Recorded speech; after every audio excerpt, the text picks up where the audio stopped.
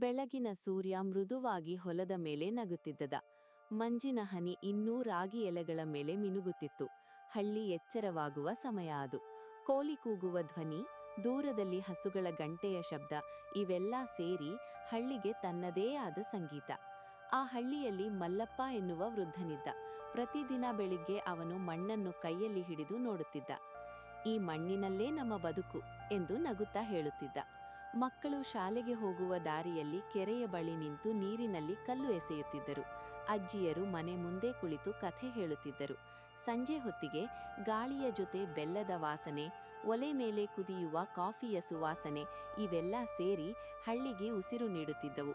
ರಾತ್ರಿ ಬಂದಾಗ ಆಕಾಶ ತುಂಬಾ ತಾರೆಗಳು. ವಿದ್ಯುತ್ ಇಲ್ಲದಿದ್ದರೂ ಬೆಳಕು ಕಡಿಮೆಯಾಗಲಿಲ್ಲ.